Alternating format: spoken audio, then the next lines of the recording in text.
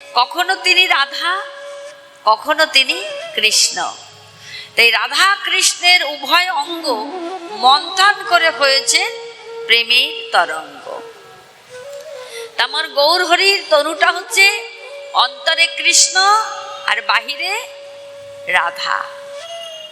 তাই কখনো তিনি কৃষ্ণ, কখনো তিনি রাধা। ওরে মোহনে বাসি রে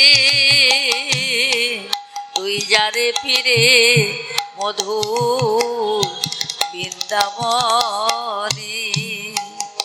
ওরে ঝুলনের দোল নৌকো বিলাস সুমধুর রাস আর হবে না, যমুনায় আর ববে না উজান।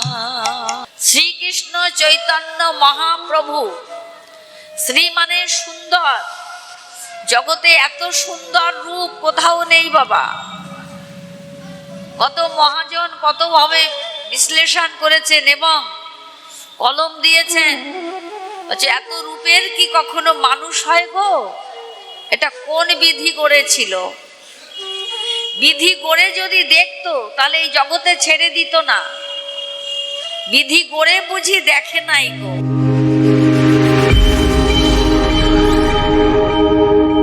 ভবশান্তিতে আপনাকে স্বাগত জানাই। ভিডিওটি ভালো লাগলে ভিডিওটিতে একটি লাইক, কমেন্ট ও শেয়ার করবেন এবং সাবস্ক্রাইব করে পাশে থাকবেন। মহাপ্রভুর অনন্ত কথা বলছেন যে যে বস্তুটা সত্য ত্রেতা দাপার গেল, যে তথ্য না বিলাইল সে ধন লয়ে ধরা এলো উড়াইতে জীবের মনস্কাম। তাহলে জীবের মনোবাসনা পূর্ণ করবার জন্যে যেটা সত্য ত্রেতা দাপারে দেওয়া হয়নি, সে কি এমন বস্তু হৃদয় স্কন্দরে করে ভগবান নিজে নিয়ে আসলেন। ছুড়ে দিলে তো পারতেন, কাউকে কাউকে বললেও তো পারতেন যে এটা নিয়ে যাও, কিন্তু সে এমনই বস্তু হৃদয় স্কন্দরে করে স্বয়ং ভগবান, যিনি ঈশ্বর পরম কৃষ্ণ সচ্চিদানন্দ বিগ্রহ, অনাদিরাদি গোবিন্দ সর্বকারণের কারণম, যিনি অখিল অনিল বিশ্ব ব্রহ্মাণ্ডের মালিক, অনন্ত কোটি বিশ্ব ব্রহ্মাণ্ডের জীব যার যশ কীর্তন করেন, সেই যশস্বী পূর্ণ ব্রহ্ম ভগবান তিনি নিজে সেই বস্তুটা হৃদয়ের মধ্যে করে নিয়ে আসলেন। কত আন্তরিকতা দেখুন। হ্যাঁ, সেই বস্তুটা কি মা? যেটা ভগবান কাউকে দিয়ে তিনি ভরসা পেলেন না, কারুর কাছে তিনি দিতে পারলেন না, সেই বস্তুটা ভগবান নিজে নিয়ে আসলেন। নিয়ে এসে অযাচিত করুণা করে শুধুমাত্র কলির জীবকে কৃপা করবার জন্যে, দয়া করবার জন্যে তিনি এমন করে নিয়ে আসলেন। তাই চৈতন্য চরিতামৃতে বলছেন, অনুগ্রহায় ভক্তনাং মানুষিং তনুমাশ্রিতাম ভজতে তাদৃশকিরা জাংশ্রতা তৎপর ভবেত।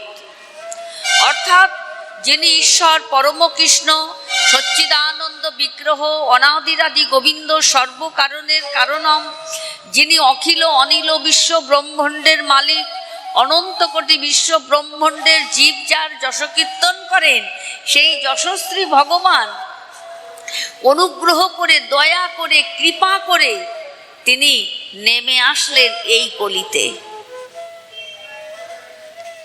এই কলিতে এবার হৃদয় স্কন্দরে স্ফুরত বা শচীর নন্দন, অর্থাৎ সেই শচীর নন্দন গৌর সুন্দর সেই বস্তুটা নিয়ে আসলেন, যেটা সত্য ত্রেতা দাপার কলি, চারটে যুগের মধ্যে শ্রেষ্ঠ যুগকে বলা হয়েছে কলির যুগ। কলির যুগ যেমন খারাপ তেমনি আবার সব থেকে উত্তম। তাই মহাজন আমাদের ভারতবর্ষটা মা সর্বপ্রথম মনে রাখবেন, আমাদের এই ভারতবর্ষটা আছে ঋষি প্রধান দেশ। এটা কিন্তু সাধুদের দেশ, এটা ভুলে গেলে চলবে না। আমরা সনাতনী, আমরা হিন্দু, আমাদের ধর্মটা সনাতন, এটা সাধুদের দেশ, এটা ঋষি প্রধান দেশ। এই দেশকে যদি অন্য আনুষঙ্গিকভাবে আক্রমণ করে, সেটা আপনি মেনে নেবেন? আপনার সংসারে যদি আরেকজন ঢুকে পড়ে, পারবেন মানতে? সেইভাবে সাবধানে থাকবেন। তাই আমাদের এই জায়গাটা ধরে রাখবার জন্যে স্বয়ং মহাপ্রভু নিজে এসে বলছেন, হে জীব, আর কতদিন সাধন জ্ঞানহীন অন্ধ জনসম ঘুরিবেই ধরায়, জ্ঞান চক্ষু দিয়ে দেখো একবার চেয়ে, একাই কৃষ্ণ জগতময়, জনম লোভিয়া এ মায়া সংসারে, তুমি যদি তোমায় নাহি চেনো রে, খাঁটি সত্য জ্ঞান পাবে কেমন করে, শোনা কথায় আছো পড়িয়া ধোকায়, যেদিন তুমি নিজের কাছে পরিচিত হবে, প্রত্যক্ষ দেখা তার সেদিন পাবে। জীব যে নিত্য কৃষ্ণ দাস ইহা ভুলি গেল, মায়ার পিছাসে এসে তার বলে ফাঁস দিল।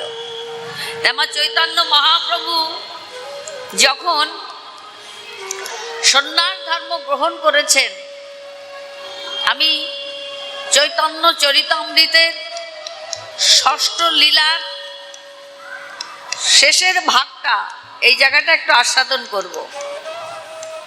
চৈতন্য মহাপ্রভু সন্ন্যাস নিয়ে মাতৃ আজ্ঞা শিরোধার্য করে যখন তিনি লীলাচলে গেলেন, তখন এইখানে ছিল সর্বময় পণ্ডিত, যার নাম ছিল শ্রী শ্রী বাসুদেব সার্বভৌম ভট্টাচার্য। এই বাসুদেব সার্বভৌম ভট্টাচার্য ছিলেন সাক্ষাৎ বৃহস্পতির অবতার।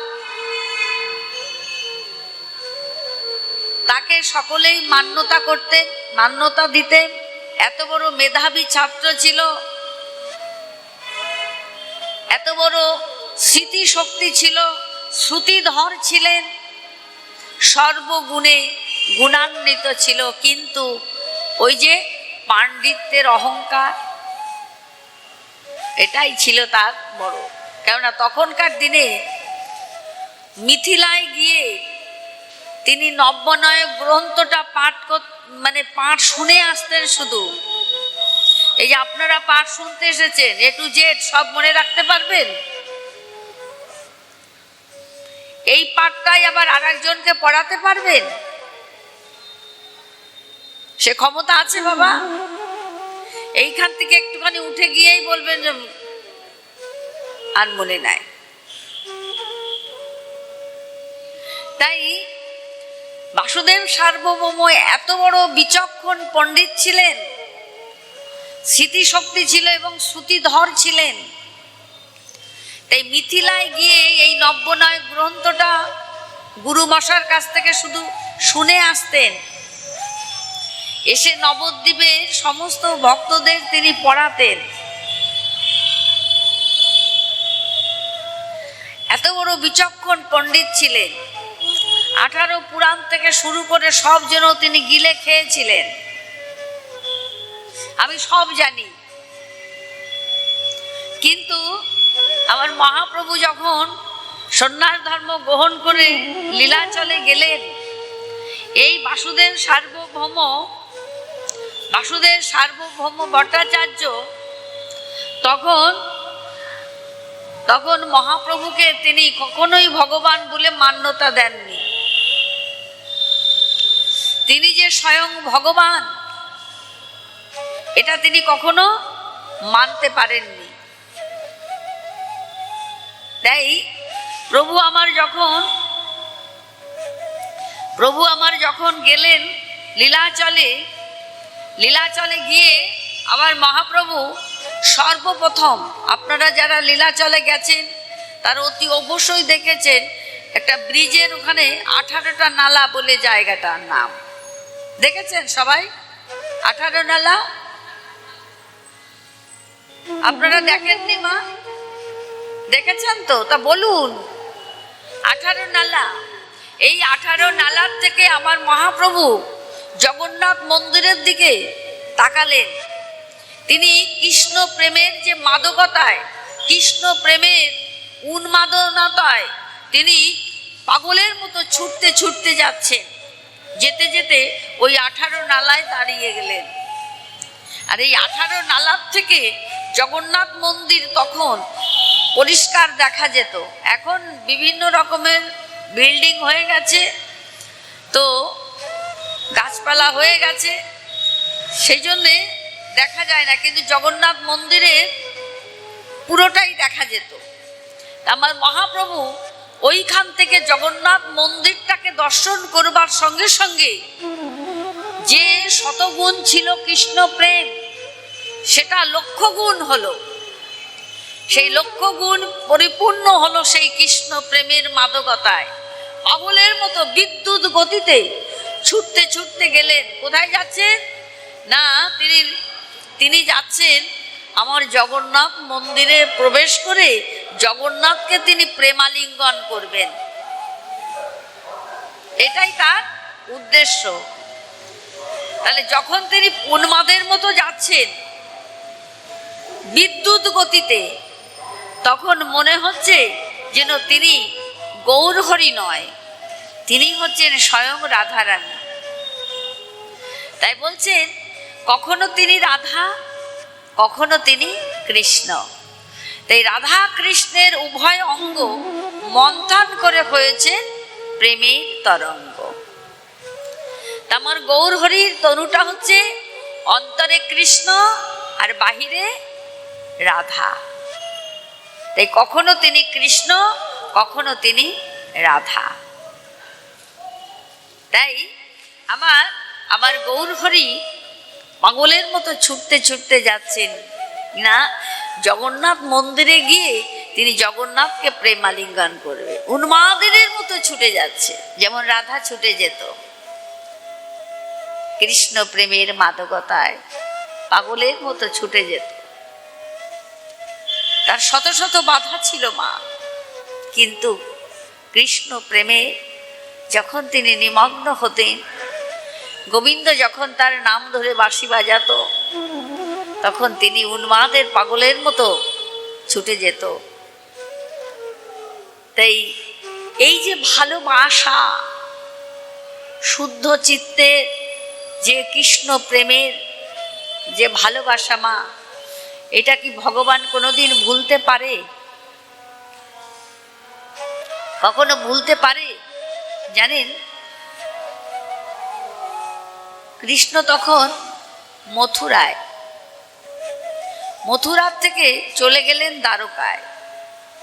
তা দ্বারকায় চন্দ্রশালিমার উপরে দাঁড়িয়ে একদিন বৃন্দাবনের দিকে তাকিয়ে তাকিয়ে গোবিন্দ আমার কাঁদছিলেন। এই যে প্রেম, এটা কোথা থেকে আসছে দেখুন।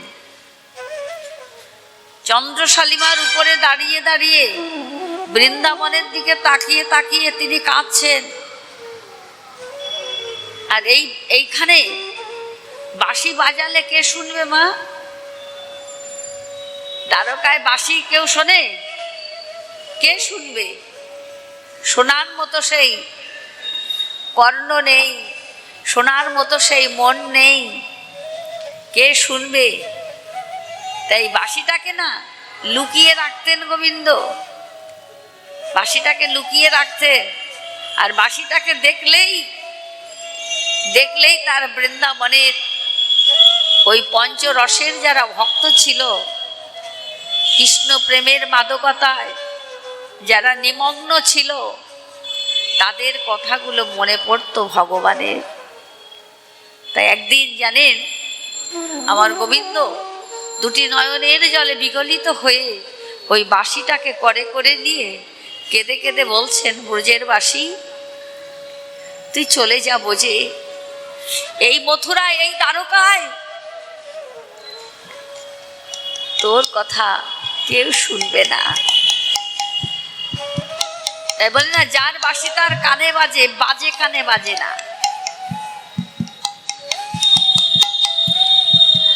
সেখানে 16,108টা মহিষী আছেন বটে, কিন্তু তারা তো বৃন্দাবনের গোপী নয়।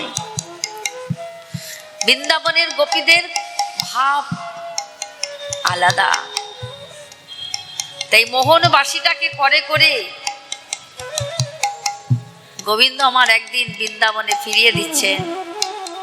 কিভাবে জানেন? বলছেন, মোহনবাসী রে তুই যারে ফিরে মধু বৃন্দাবনে। মোহনবাসী রে তুই যারে ফিরে মধু বৃন্দাবনে। তোর সাথে আর আমার সাথে দেখা হবে না আর এ জীবনে। ওরে মোহনবাসী রে তুই যারে ফিরে মধু বৃন্দাবনে। ওরে খেলতে গেলে ধুলা খেলা গগনে মারিত বেলা, ননি নিয়ে ডাকিত আমায়। ওরে মোহনবাসী রে ননি নিয়ে ডাকিত আমায়। মোহনবাসী রে তুই যারে ফিরে মধু বৃন্দাবনে। ও তুই আবেগ মাখা প্রণাম জানা মা যশোদার পায়ে। ও তুই আবেগ মাখা প্রণাম জানা ওরে বাসি রে, ওরে বাসি, ওরে বাসি রে। ও তুই আবেগ মাখা প্রণাম জানা আমার মা যশোদার পায়ে। মোহনবাসী রে তুই যারে ফিরে মধু বৃন্দাবনে। ওরে মোহনবাসী রে তোর বুকে মুখ রেখে আমি কইতাম মনের কথা শুনে, তুই সেই সুরে দিয়ে টান ভুলাইতিস আমার রাধার প্রাণ। আসি তোরাই কিল কদম্বের বনে, আসি তোরাই কিল কদম্বের বনে। ওরে মোহনবাসী রে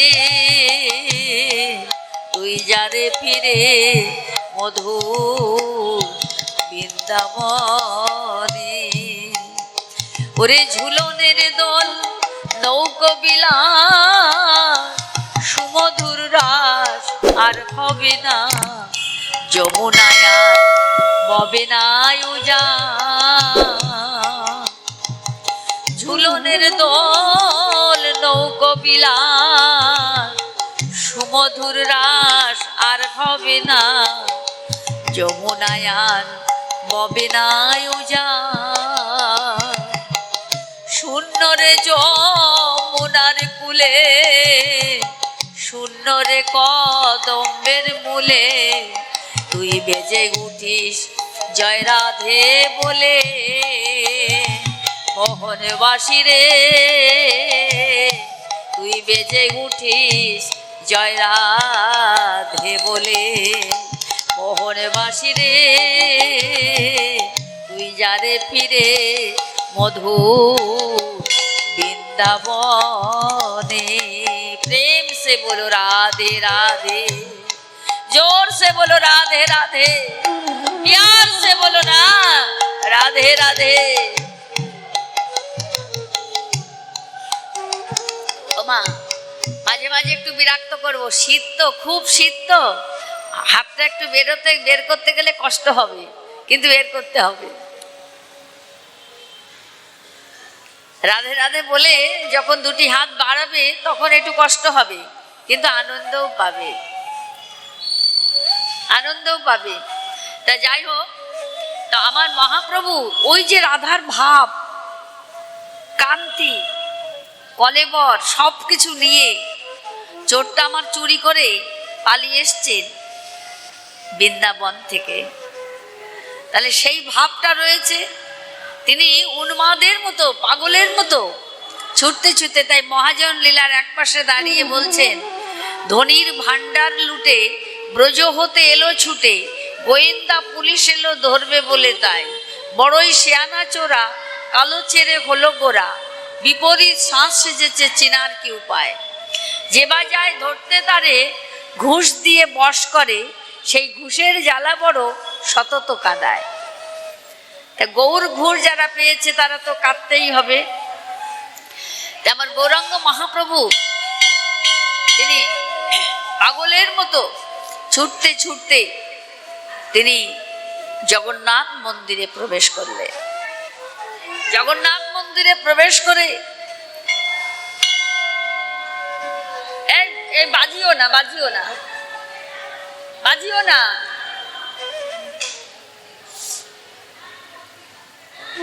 মায়ের মন্দিরে এসেছি তো এখানে মায়েরও প্রভু রয়েছেন, স্বয়ং ভগবান। তো মা হচ্ছে পরম বৈষ্ণবী, মা সকল সময় প্রভুর কথা শুনতে ভালোবাসে, প্রভুর কথা শুনতে ভালোবাসেন। তাই কোনো শব্দ করো না, কেননা মায়েরও ডিস্টার্ব হতে পারে। মা তো পরম বৈষ্ণবী। তো আজকে মহাপ্রভু জগন্নাথ মন্দিরের দিকে তিনি অগ্রগতি হচ্ছেন বিদ্যুৎ গতিতে, কিন্তু কিন্তু কৃষ্ণ প্রেমের এমনই মাদকতা, প্রভু আমার সেখানে গিয়ে তিনি দাঁড়াতে পারলেন না। তিনি অচৈতন্য হয়ে সিংহ দুয়ারেই তিনি পড়ে গেলেন। যখনই তিনি অচৈতন্য হয়ে পড়ে গেলেন, ঠিক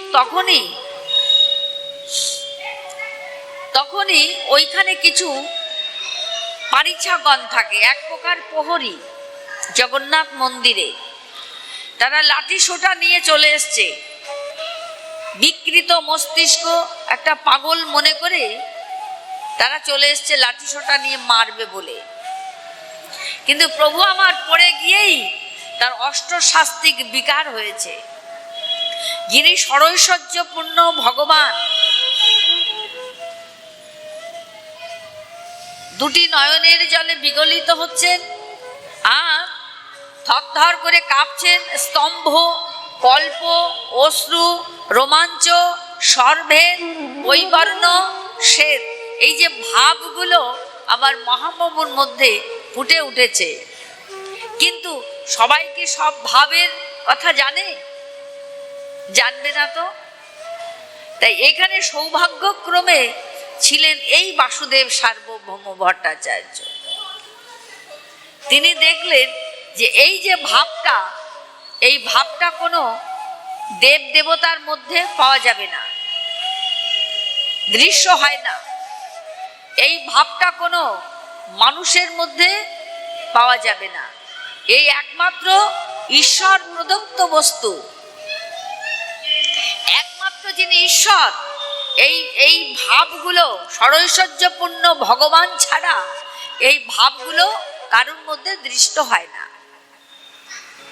বাসুদেব তো মস্ত বড় জ্ঞানী পণ্ডিত, তিনি জানতেন। তাই তিনি বললেন, দাঁড়াও, রোখো, ওকে মেরো না, ওকে মেরো না, ওকে তোলো, তুলে আমার গৃহে নিয়ে চলো। বাসুদেব সার্বভৌমের কথায় ওঠে আর বসে তো সবাই। উনি জগন্নাথ মন্দিরের সভাপতি। রাজা প্রতাপরুদ্র জগন্নাথ মন্দিরের সভাপতিত্বের আসনে বসিয়েছিলেন এই বাসুদেব সার্বভৌমকে। ইনি আবার শঙ্করাচার্যের মায়াবাদ ভাষ্য পড়ে তিনি নির্বিশেষবাদী হয়েছিলেন। ভগবানের যে নিত্য রূপ গুণ লীলা পরিকর ইনি তিনি বিশ্বাস করতেন না। কিছু অভাব ছিল, কিন্তু তিনি মস্ত বড় পণ্ডিত। আজকে বাসুদেব সার্বভৌম এই ভাবগুলো দর্শন করে তিনি বললেন, একে আমার আলয়ে নিয়ে চলো। তখন বাসুদেবের কথা মতো ওই পারিচ্ছাগণ, এক প্রকার প্রহরী, তারা তাকে কাঁধে বহন করে বাসুদেব সার্বভৌমের ঘরে নিয়ে গেলেন। নিয়ে গিয়ে তিনি অচৈতন্য হয়ে পড়ে আছেন, অজ্ঞান। জগৎকে যিনি চৈতন্য দান করবার জন্য এসেছেন, তিনি আজকে অচৈতন্য। শ্রীকৃষ্ণ চৈতন্য মহাপ্রভু, শ্রী মানে সুন্দর, জগতে এত সুন্দর রূপ কোথাও নেই বাবা। কত মহাজন কত ভাবে বিশ্লেষণ করেছেন এবং কলম দিয়েছেন, এত রূপের কি কখনো মানুষ হয় গো? এটা কোন বিধি করেছিল? বিধি করে যদি দেখতো তাহলে এই জগতে ছেড়ে দিত না। বিধি করে বুঝি দেখে নাই গো। কোনো কিছুর সঙ্গে তুলনা করা যাবে না। তাহলে আমার গৌর সোনা, বলে গৌর সোনার সঙ্গে কি সোনার তুলনা করা যায়? এই পার্থিব জগতের সোনা ব্যবহার করলে জন্ম থেকে মৃত্যু পর্যন্ত কেউ কখনো সোনা হয় না বাবা। কিন্তু আমার গৌর সোনা এমনই সোনা, ব্যবহার করা তো দূরের কথা, তার কথা যদি কেউ একবার একটু ভাবে, সে সোনা হয়ে যায়। তার প্রমাণ জয়রূপ সনাতন ভট্ট রঘুনাথ, শ্রীজীব গোপাল ভট্ট দাস রঘুনাথ। কত রঘুনাথ সোনা হয়ে গেছে, শুধু এই জন্মের জন্য নয়, জন্ম জন্মান্তর ধরে। তাই আজ আমার মহাপ্রভু অচৈতন্য হয়ে পড়ে আছে। কি অপরূপ দৃশ্য! এবার বাসুদেব সার্বভৌম জ্ঞানী পণ্ডিত, তিনি বিভিন্নভাবে চেষ্টা করছেন তাকে মানে ভালো করে তোলার জন্যে, কিন্তু কোনো কিছুতেই তিনি সে ঔষধে কাজ হচ্ছে না। এবার যারা পার্ষদ ছিলেন আমার মহাপ্রভুর, তার মধ্যে বেশ বিশেষ করে ছিল শিল গোপীনাথ আচার্য। এই গোপীনাথ আচার্য ছিল আমার মহাপ্রভুর ভগ্নিপতি, আর বাসুদেব সার্বভৌম হচ্ছে জামাইবাবু, মানে নবদ্বীপের সম্বন্ধে তিনি আত্মীয় ছিলেন। তা বাসুদেব সার্বভৌম এত চেষ্টা করেও পারেনি। কিন্তু গোপীনাথ আচার্য যখনই গিয়েছে খোঁজ করতে করতে, বলে হ্যাঁ গো, এমন একজন ব্যক্তিকে দেখেছো, বদন চন্দ্র অধর সুরঙ্গ, নয়নে গলত প্রেম তরঙ্গ, চন্দ্রকটি ভানুকটি মুখশোভা উজিয়ারি, চন্দন বলাইয়া রতন নুপুর, যোগ্য সূত্রধারী ডোর কৌপিন বহির্বাসে একজন সন্ন্যাসীকে দেখেছ কি? বলে হা আমরা দেখেছি। তাকে তো বহন করে ওই বাসুদেব সার্বভৌমের আলয়ে রেখে এলাম। আমাদের একটু দেখিয়ে দেবে সে আলয়টা কোথায়? গোপীনাথ আচার্য আরো কয়েকজন ভক্ত সঙ্গ করে তিনি গেলেন, দেখলেন আমার প্রভু অচৈতন্য হয়ে পড়ে আছে। খুব চেষ্টা করছে, মানে ডাক্তারের কোনো শেষ নেই, এত সুন্দরভাবে চেষ্টা করছে, কিন্তু কোনো ঔষধে কাজ হয়নি। আর গোপীনাথ আচার্য গিয়ে কানের ধারে তার সুধা বদনটা দিয়ে বললেন, হরে কৃষ্ণ কৃষ্ণ কৃষ্ণ হরে হরে, হরে রাম রাম রাম হরে হরে, হরের নাম হরের নামৈব কেবলম, কলো নাস্তে নস্তেভ্য নস্তেভ্য গতির অন্যথা।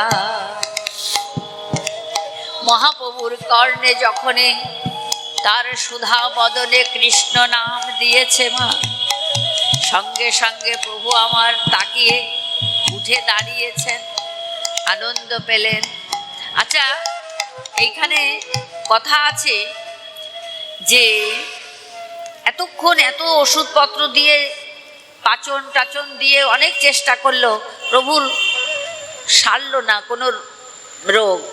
কিন্তু গোপীনাথ আচার্য তার সুধা বদনে যখন কৃষ্ণ নাম দিল, প্রভু আমার ভালো হয়ে গেল। বলে যে যে রোগের যে ঔষধ, যে রোগের যে ঔষধ। আপনার রোগ হয়েছে, আপনি কলকাতায় গেলেন, কলকাতার ডাক্তার পারেননি, তারপরে কোথায় ব্যাঙ্গালোর গেলেন, সেখানকার ডাক্তার বলল ঠিক আছে রোগ আমি ধরেছি, তবে তবে এই যে আমি রোগের ঔষধ দিয়ে দিলাম, এই ঔষধটা খাওয়াবে, আর এর সাথে আবার কি দিতে হয় মা? পথ্য দিতে হয়, তাই না? অনুপান। এই অনুপানগুলো না দিলে রোগ সারবে না, কিন্তু শুধু ওষুধে কাজ হবে না। তাহলে রোগটা হলো, রোগের ঔষধটা হলো কৃষ্ণ নাম, আর অনুপান হচ্ছেন এই যে সাধু সঙ্গ। তাই মহাপ্রভু হরিনাম হচ্ছে ঔষধ, আর সাধু সঙ্গ হচ্ছে অনুপান। প্রেম সে বলো রাধে রাধে। তাহলে এই অনুপান আর ঔষধ একই সঙ্গে পেয়ে গেছে, অর্থাৎ ভক্ত। আচ্ছা, আর একটা কথা কি হলো না, সুধা বদন। আর একটা কথা হচ্ছে সুধা বদনে কৃষ্ণ নাম। মহাপ্রভু কিন্তু বিশেষভাবে বলেছেন কথাটা। এটা ভাগবতের 18,000 যে শ্লোক, সেই শ্লোকের মধ্যেও কিন্তু এই শ্লোকটা বিশেষভাবে দিয়েছেন যে আমরা কলিতে সবাই কৃষ্ণ নাম করি। আমার মহাপ্রভু বহিরঙ্গ ভক্তের জন্য বলেছেন হরির নাম হরির নাম হরির নামৈব কেবলম কলৌ নস্তেভ্য নস্তেভ্য নস্তেভ্য গতির অন্যথা। তাই কলির মানুষ সবাই কৃষ্ণ নাম করবে। কৃষ্ণ নামে তৃপ্তি, কৃষ্ণ নামে মুক্তি, কৃষ্ণ নামেই সর্বসাধনার সারবস্তু, নামেই তৃপ্তি, নামেই মুক্তি, নামেই সর্ব আনন্দ। তাহলে সব আনন্দ নামের মধ্যেই। তাহলে এই নাম তুমি কিভাবে শুনবে? বলে এই নাম সাধিতে সাধিতে যাবে প্রেম অঙ্কুরিত হবে, সাধ্য সাধন তত্ত্ব বুঝিবে সে তবে।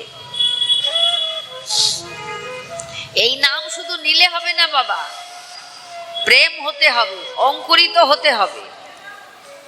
কৃষ্ণ নামে যদি প্রেম না হয় বাবা, এই নামে অপরাধ আছে, নামে অপরাধ আছে। আর সুধা বদন কাকে বলছে? শ্লোকটা শুনুন আগে। বলছেন অবৈষ্ণব মুখাদ গিরিন পুত হরি কথামৃত অকর্তব্য সর্প উচ্ছিষ্ট যথাপয়। তুমি হরি কথা শুনবে, তবে কার মুখে শুনবে সেটাকে তোমাকে একটু দেখতে হবে, বিচার করতে হবে। সুধা মুখে যদি হরি কথা শোনো, সেটা হচ্ছে অমৃত। অর্থাৎ বলছে নিগম কল্পতরুর গলিতং ফলং সুখ মুখাদ মিতদ্রব সংযুক্ত নম পিবত ভাগবতং রসমলয় মুঘরহ রসিকা ভুবি ভাবুকা। নিগম শব্দের অর্থ হচ্ছে সমস্ত উপনিষদ নির্যাস করে যে রস, সেই রস হচ্ছে শ্রীমদ ভাগবত। এই ভাগবত হচ্ছে বৃক্ষ, আর ভাগবতের ফল কি কেমন জানো? গলে পড়েছে, একদম পরিপক্ক ফল, যে ফলের কোনো আঠি নেই, সে ফলের ছোবা নেই, সে ফলের কোনো আঁশ নেই, সেটাকে বলা হয় গলিতং ফলং। সেই ফলটা কে খেলো? সেই ফলটা খেয়েছে সুখ অমৃত। সুখদেব গ্রহণ করেছেন। সুখদেব গ্রহণ করবার সঙ্গে সঙ্গে ওই ফলটা যখনই সঙ্গে গ্রহণ করেছে, সঙ্গে সঙ্গে ভাগবত দুই ভাগে বিভক্ত হয়ে গেল। এক হলো শাস্ত্র ভাগবত, আর এক হলো ভক্তিরস পাত্র ভাগবত। তাহলে যে আত্মরামোচ্চ মুনয়, অর্থাৎ আত্মরামের মধ্যে ডুবে থাকলেন, সে যার কাম নেই, ক্রোধ নেই, লোভ নেই, মোহ নেই, মৎসর্য নেই, ওই যে আঠি নেই বললাম, শ্বাস মানে ওই আঁশ নেই, যেগুলো বললাম এইগুলো তার তো নেই।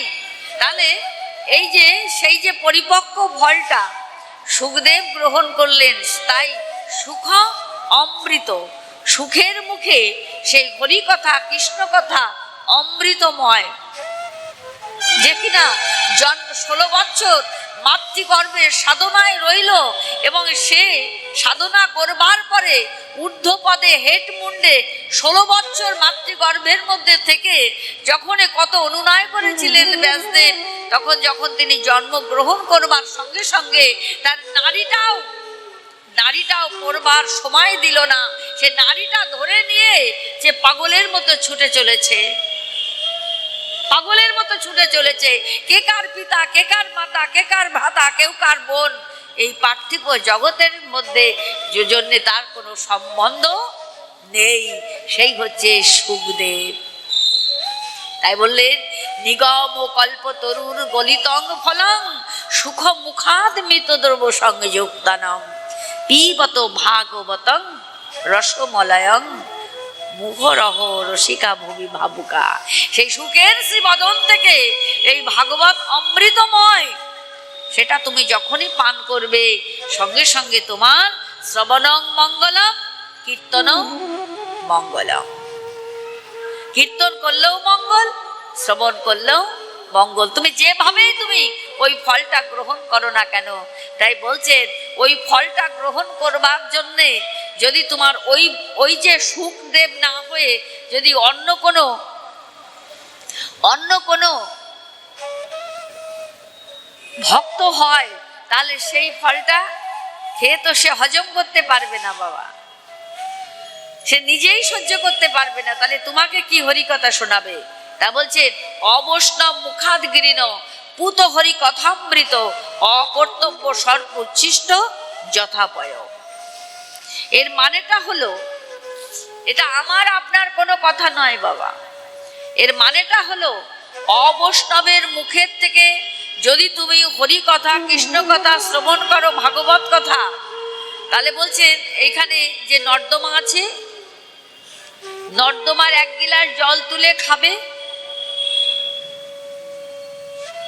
অমৃতটাকে পুত, পুত কথাটা বলা হয়েছে। পুত শব্দের অর্থ হচ্ছে সব থেকে নিকৃষ্ট, সব থেকে নিকৃষ্ট, অর্থাৎ নর্দমার জল। আর কি বলছে সর্ব উচ্ছিষ্ট যথাপয়। বলছে 1 কলসি দুধ, আমরা জানি ওই দুধটা না খুব পুষ্টিকর খাদ্য, গরুর দুধ পুষ্টিকর খাদ্য, কিন্তু ওই পুষ্টিকর খাদ্যের মধ্যে, ওই গরুর দুধের মধ্যে যদি একটু সাপের বিষ পড়ে যায়, সেটা পুষ্টিকর খাদ্য থাকলো? তাকে বলবেন পুষ্টিকর খাদ্য? আপনি তো দেখছেন ওর মধ্যে সাপের বিষ পড়ে গেছে, তাহলে সম্পূর্ণ কলসিটাই নষ্ট হয়ে গেল। তাই বলছেন অবৈষ্ণব মুখাদ গিরিন পুত হরি কথামৃত অকর্তব্য সর্ব উচ্ছিষ্ট যথাপয়। অর্থাৎ তুমি অমৃতময় ভাগবতীয় কথা সাধুর মুখে শ্রবণ করো, সুধা মুখে শ্রবণ করো।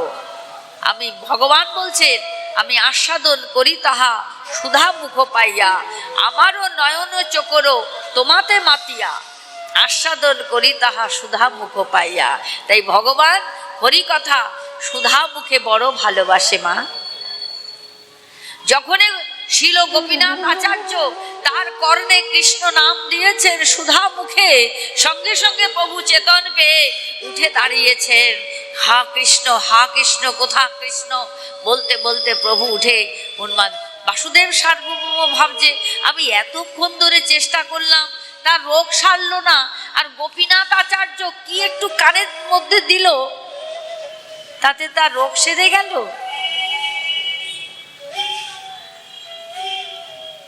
গোপীনাথ, তুমি জানো তো আমি কে? গোপীনাথ কি জানে না উনি আমার জামাইবাবু?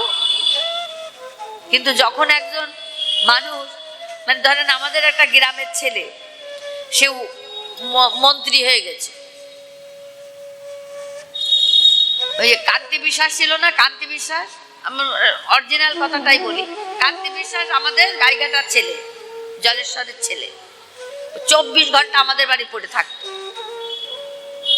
তখন তো খুব মানে কি বলবো, বাংলাদেশের থেকে হিন্দুস্তান পাকিস্তান হয়ে যাওয়ার কিছুদিন পরে বর্দার সঙ্গে বন্ধুত্ব হলো, আর একসঙ্গে পার্টি টাটি করতো। তা ও সবসময় আমাদের বাড়ি পড়ে থাকতো। তা বলতো কি, এই তোদের আমি কত চা করে দেবো, বলে কি তোমার 65টা এই কি বলে খেজুর গাছ আছে, ওই গুড়ের চা করো। মাসিমা গুড়ির চা খেয়ে গেছে আমাদের বাড়ির থেকে। আর গরম, তখন তো পাখা টাকা ছিল না, আমি হাওয়া করলে আমাদের 50 পয়সা দিত, বুঝলেন? এই হচ্ছে ছোটবেলার একটা গল্প। তো এই যে মানুষটা, যখন তিনি শিক্ষামন্ত্রী হলেন, কান্তি বিশ্বাস শিক্ষামন্ত্রী হলেন, তারপর একদিনকে গাইঘাটায় এসছে। তা বলছি কি, কে রে তুই নিরু না? আমি বুঝতে পেরেছো, তাহলে চিনতে পেরেছো? এই হচ্ছে তাহলে আমাদের গ্রামের ছেলে, সে এখন মন্ত্রী হয়ে গেছে, তাহলে কি বলা যাবে কান্তিদা বলে বলা যাবে? তখন তাকে বাবু বলতে হবে। ঠিক তদ্রূপ নবদ্বীপে ছিলেন একরকম, আর তিনি এখন উৎকলবাসীর গুরুদেব হয়েছেন। লক্ষ লক্ষ ভক্ত তার শিষ্য, উৎকলবাসীর যত মানুষ আছে সব তার শিষ্য। এবার তাকে কত বড় পদে রেখেছেন, জগন্নাথ মন্দিরে সভাপতিত্বের আসনে বসিয়েছেন স্বয়ং রাজা প্রতাপরুদ্র। তাই বলছেন, আমি কোথায় আছি আর কোন পদে আছি তুমি জানো তো আমি কে? বোঝা গেল মা? সে এখন পদে উঠে গেছে, তো সেজন্য বারবার বলছে আমি কে তুমি জানো তো। কিন্তু গোপীনাথ আচার্য কি জানে না উনি আমার জামাইবাবু? কিন্তু বারবার ওই পদটা দেখাচ্ছেন। মানুষ এমনই একটা অহংকার হয়ে যায়, একটা পদের অহংকার। তাই আজকে বাসুদেব সার্বভৌম বলছেন, এই ছেলেটা কে, তুমি আমাকে পরিচয় দাও, কে এই ছেলেটা? তখন বলছেন, পূর্ব বাংলার মধুকর মিশ্রের পুত্র উপেন্দ্র মিশ্র। এই উপেন্দ্র মিশ্রের পুত্র জগন্নাথ মিশ্র, এই জগন্নাথ মিশ্রের পুত্র, এনার নাম নিমাই। কেউ তাকে গৌর সুন্দর বলে ডাকে, কেউ তাকে কাঁচা সোনা, রংটা তো সেই জন্য গৌরাঙ্গ মহাপ্রভু বলে। লীলাম্বর চক্রবর্তী নাম রেখেছিলেন বিশ্বের বিশ্বম্ভর, যিনি জগতের ভারকে রাঘব করতে পারেন।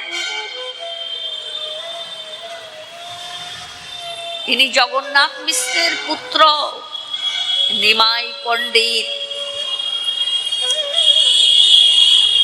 যখন বলেছে, বললেন হ্যাঁ সেটা আমি মানলাম, কেননা তার পিতা মাতার থেকে, ঠাকুর দাদার থেকে শুরু করে তারা সবাই ধার্মিক ছিলেন, সর্বগুণে গুণান্বিত ছিলেন এনার বাবা জগন্নাথ মিশ্র। উপেন্দ্র মিশ্রও ছিলেন মস্ত বড় পণ্ডিত। তা পণ্ডিতের পুত্র পণ্ডিত, ওর বাবা পণ্ডিত, আচ্ছা শ্বশুর মশাই পণ্ডিত, মা শচীর পিতা, তাহলে তাহলে সবাই পণ্ডিত যখন, তাহলে এও পণ্ডিত। তুমি কাকে কি বলছো জামাইবাবু? তুমি সাধারণ বলছো? ইনি ঈশ্বর পরম কৃষ্ণ সচ্চিদানন্দ বিগ্রহ অনাদিরাদি গোবিন্দ সর্বকারণের কারণম, যিনি অখিল অনিল বিশ্ব ব্রহ্মাণ্ডের মালিক, অনন্ত কোটি বিশ্ব ব্রহ্মাণ্ডের জীব যার যশ কীর্তন করেন, সেই যশস্বী পূর্ণ ব্রহ্ম ভগবান ইনি। আর তুমি একে অপমান করছো বলে, দেখো গোপীনাথ, আমি এনাকে একজন ভক্তের সঙ্গে আমি তুলনা দিতে পারি, কিন্তু ঈশ্বরের কাছে বসাতে পারবো না। ঈশ্বরের আসনে বসাতে পারবো না, একজন ভক্তের আসনে বসাতে পারি। গোপীনাথ আচার্যের সঙ্গে আমার বাসুদেব সার্বভৌমের কত কথোপকথন হইল মা, কিন্তু বাসুদেব তবুও ভগবানকে ভগবান বলে মানতে পারলেন না। শাস্ত্র বলছেন, ঈশ্বরের কৃপালে শয়ত যাহারে সেই ঈশ্বর তত্ত্ব জানিবারে পারে। আমার গৌরচাঁদের মর্ম কি সাধারণ জিনিস মা? সহজে কি জানা যায়? তাই বলছেন, আমার গৌরচাঁদের মর্ম যত জানেন নিতাই অদ্বৈত, অন্য পারে এই সংসারে রাগমার্গে হলে রত, বুঝ হবে ঠিক করণেরই গৌর কেমন মূরতি, গম্ভীরা ভিতরে গৌর নৃত্য করেন বসতি, দৈবক্রমে আসেন বাইরে কৃষ্ণ কীর্তন হয় সেই দ্বারে, ভাবুক গানে ভাবছে যারে যুক্ত থেকে নিয়ত। যারা ভাবুক ভক্ত, যারা রসিক ভক্ত, তারা জানে আমার গৌর তত্ত্ব। গৌরচাঁদকে বোঝা, গৌরচাঁদকে জানা অত সস্তা নয় বাবা। তাই বলছেন, ঈশ্বরের কৃপা যতক্ষণ না হবে সে ততক্ষণ ঈশ্বর তত্ত্ব জানতে পারবে না। তাই আজকে বাসুদেব সার্বভৌম বিশ্বাস করলেন না। এইভাবে দীর্ঘদিন কেটে গেল। হঠাৎ একদিন বাসুদেব বলছেন, দেখো গোপীনাথ, তুমি যাকে ভগবান বলছো আমি ভগবান বলছি না, আমি মানতে পারছি না। ঈশ্বর একজনই, তো মানতে পারছি না। তবে শোনো, আমি তো মস্ত বড় পণ্ডিত, আমি সার্বভৌম। এই দেখো উৎকলবাসী সবার গুরুদেব আমি। তবে ওই যে ছেলেটা 24 বছর বয়স, সে দীক্ষা নিয়েছেন, মানে সন্ন্যাস নিয়েছেন। ওর তো কাম আছে, ক্রোধ আছে, লোভ আছে, মোহ আছে, মাৎসর্য আছে, এগুলো তো সব আছে। তো এই বয়সে কি করে রক্ষণবেক্ষণ করবে? করা যায় মা? করা যায় না। এটা প্রকৃতির জিনিস, কিছুতেই রক্ষণবেক্ষণ করা যায় না।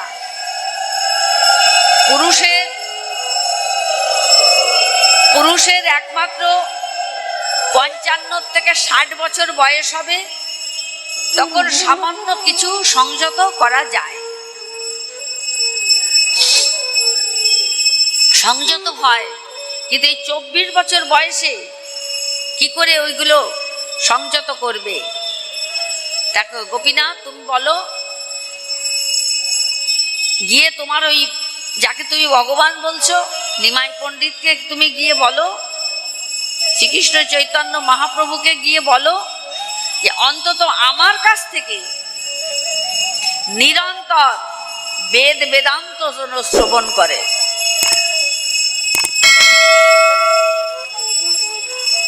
বড্ড রহস্যপূর্ণ কথাগুলো মা, না জানলে যা হয়। আজকে গোপীনাথ আচার্য বলছে, আমি কখনো বলতে পারবো না। জগন্নাথ মন্দিরে তার অষ্টশাস্ত্রিক বিকার তুমি দর্শন করলে, যেটাকে বললে তুমি ঈশ্বর প্রদত্ত বস্তু, ঈশ্বর ছাড়া এই ভাবগুলো কারুর হয় না। ষড়ৈশ্বর্যপূর্ণ ভগবান ছাড়া হয় না। এই অলৌকিক মাধুর্যময় লীলা দর্শন করেও তুমি একে ভগবান ভাবতে পারছো না? এ জানো জামাইবাবু, এ সবই তারই খেলা। যেদিন তুমি জানতে পারবে, যেদিন তোমার দেওয়ালে পিঠ থেকে যাবে, যেদিন তুমি সরানোর পথ পাবে না, সেদিন এই গরিবের কথা ভাবিও। গোপীনাথ আচার্য এইভাবে বলে আসলেন। কিন্তু বাসুদেব সার্বভৌম মনে মনে চিন্তা করলেন, কি করে আমি এর কাছে যাব? আর গোপীনাথ সবসময় ভাবতেন, এই কথাগুলো যদি আমার মহাপ্রভু জানতে পারে, এই কথাগুলো যদি কোনো রকমে শুনে ফেলে, ভগবান কত কষ্ট পাবে। সেবা শব্দের অর্থ কি মা? সেবা শব্দের অর্থ হচ্ছে ভগবানকে সুখ দেওয়া। ভগবান কিসে সুখী হবে, ভগবান কিসে ভালো থাকবে, তার জন্যই ভক্ত সকল সময় তৎপর থাকেন। তাহলে ভগবান যদি কষ্ট পায়, সেই কথা ভক্ত বলতে পারে? জানেন, আমার মহাপ্রভুর এই যে যারা নিজস্ব নিজজন ছিল, যারা ভক্ত ছিল, যাকে বলা হয় গোবিন্দ দাস, নরহরি, এই গোবিন্দ দাস এমন সেবা করতেন মহাপ্রভুর জগন্নাথ মন্দিরে। তো একদিন আমার মহাপ্রভু সেবা করে, মানে এড়ো হয়ে দুয়োর ধারে শুয়ে আছে। কোথায় থাকতেন? গম্ভীরা। যারা জগন্নাথ মন্দিরে গেছো তারা তো গম্ভীরা অতি অবশ্যই দেখেছো, যেখানে আমার মহাপ্রভু থাকতেন, কাশী মিশ্রের ভবন। তো ওখানে তিনি উল্টো হয়ে শুয়ে আছে। গোবিন্দ দাস তো সেবার পরে চরণ সেবা করে, চরণ সেবা করে। এবার গোবিন্দ কি করেছে, প্রভু তো শুয়ে রয়েছে, প্রভু ঘুমের ভান করছে, দেখি গোবিন্দ কি করে। তখন গোবিন্দ কি করেছে, সেবা করবার জন্যে, চরণ সেবা করবে, কি করেছে, নিজের উত্তরীয় খানা বহির্বাসটা প্রভুর ঢেকে দিয়েছে। ঢেকে দিয়ে এবার ডিঙ্কিয়ে ওই পাশে গেছে। ওই পাশে গিয়ে প্রভুর চরণ সেবা করছে।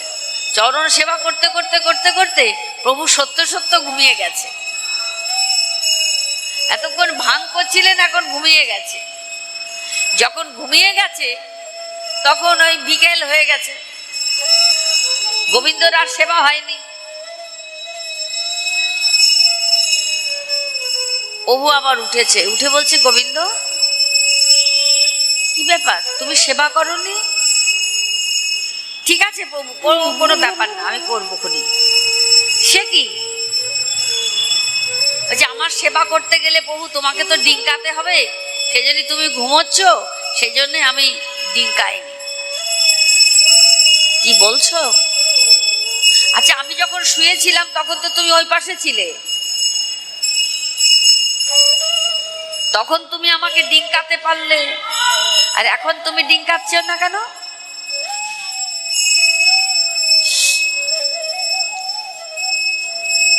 বলছেন ডিঙ্কাইনি কেন জানো প্রভু?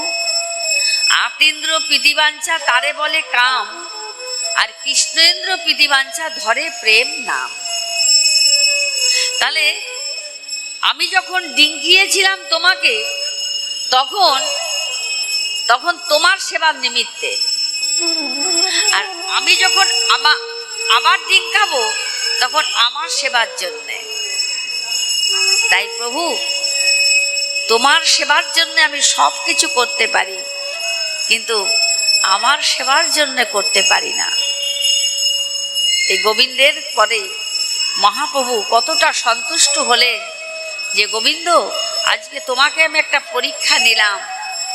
বলছে তোমাকে ডিঙ্কিয়ে এসেছিলাম, কিন্তু ডিঙ্কিয়ে আবার যেতে পারছি না, তাই তোমার সেবার জন্য ডিঙ্কিয়েছিলাম, আর এবার ডিঙ্কাতে গেলে আমার সেবার জন্য ডিঙ্কাতে হবে।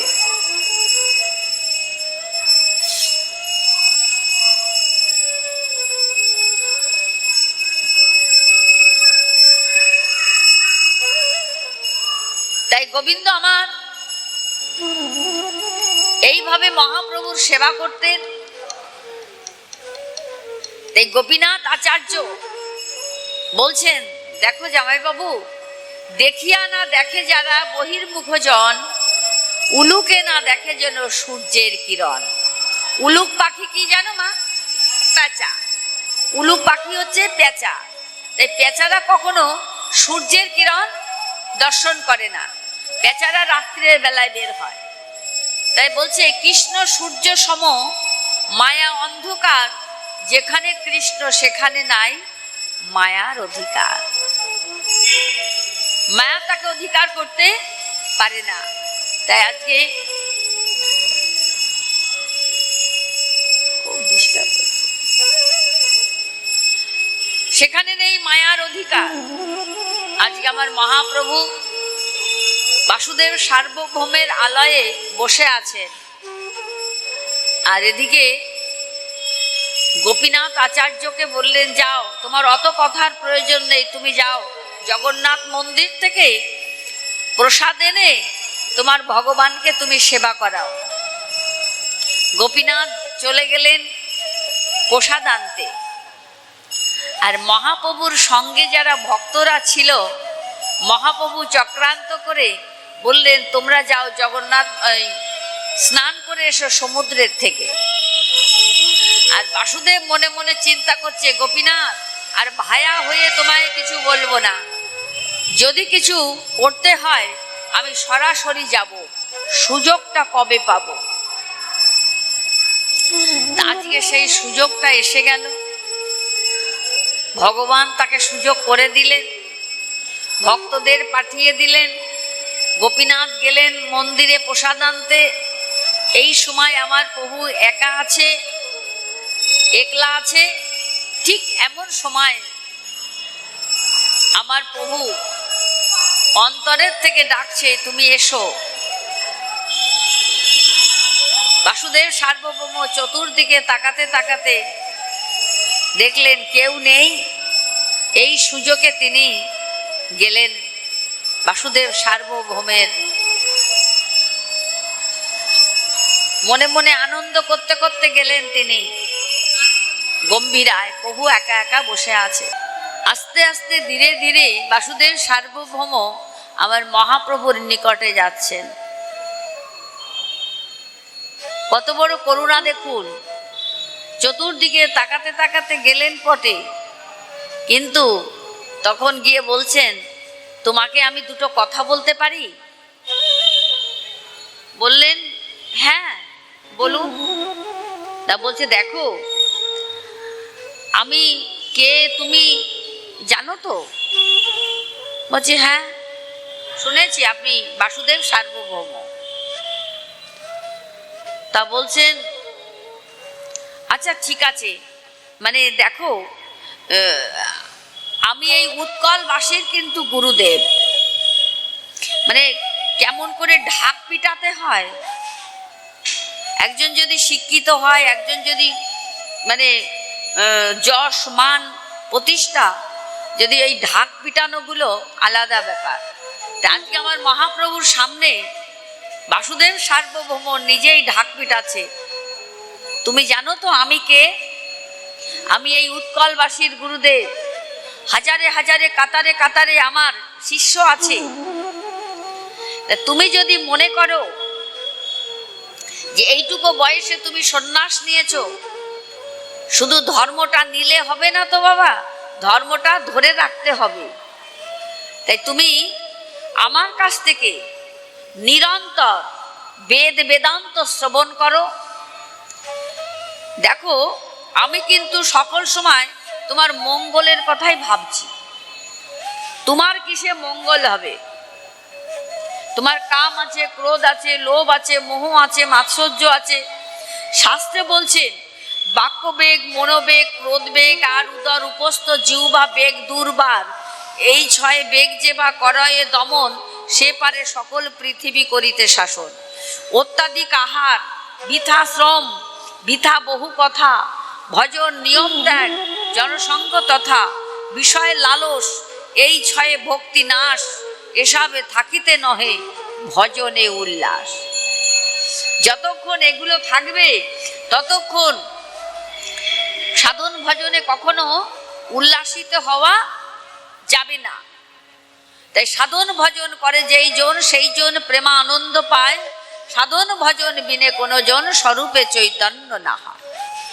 তুমি এক কাজ করো, আমার কাছ থেকে তুমি বেদ নিরন্তর বেদ বেদান্ত শ্রবণ করো, তাতে তোমার এইগুলো সব ঠিক হয়ে যাবে।